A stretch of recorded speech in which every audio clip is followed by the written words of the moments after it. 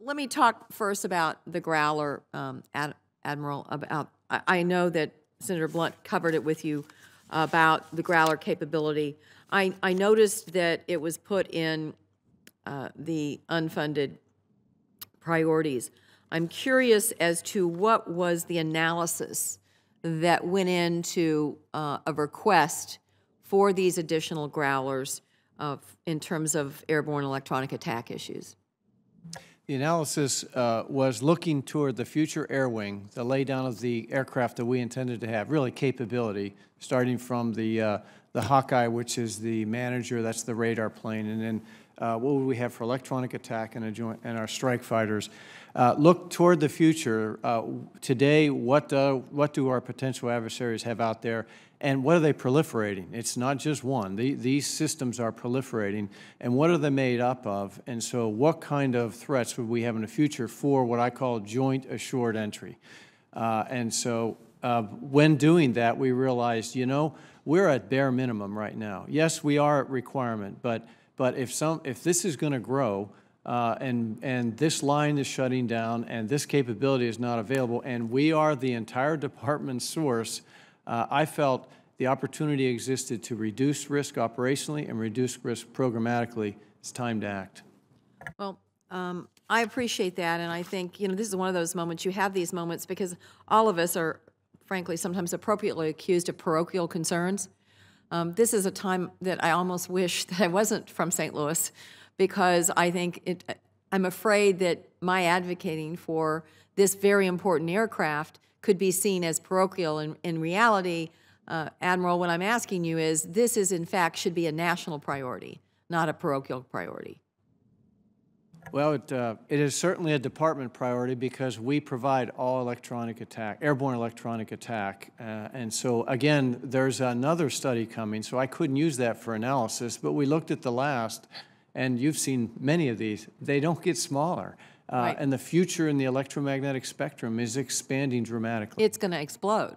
I mean, I just can't imagine that this isn't going to be one of our highest priorities in terms of our readiness and capability for decades to come because of the potential that's there. I also wanted to talk to you. It made my heart beat a little faster, Secretary Mavis, when I read your opening statement before the hearing today, and I saw you talking about your estimated savings on contractual services alone of more than $2.5 billion. You know you're playing my song.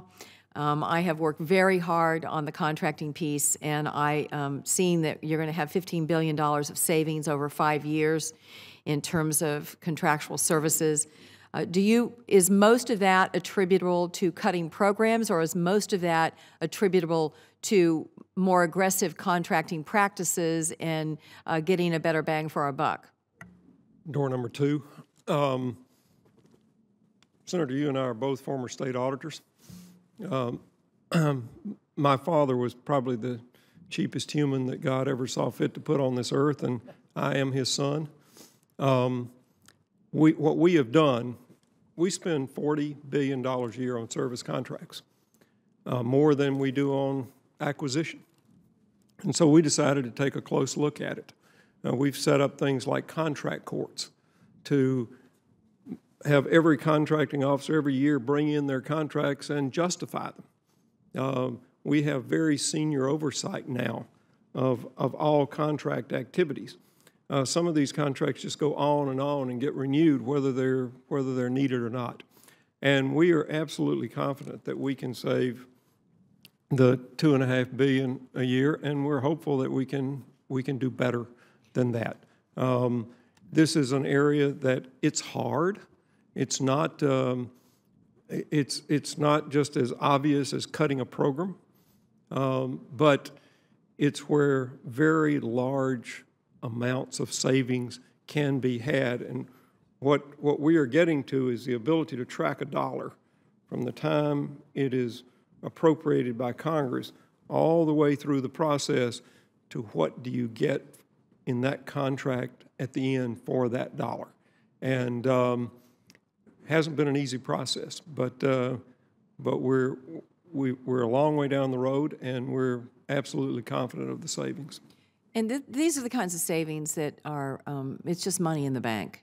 for all the needs we have. So I hope your experiences in doing this and how you've done it, I hope you certainly take it to Secretary Hagel so that we can have some joint activity around the processes you're using and what you've learned in the process, because I know that there is still, while I join with, I think, every member of this committee with grave concerns over the notion that we would get back into a sequestered environment and what it would mean to our military, at the same time, I know there's still some squeezing we can do, especially in that contract arena.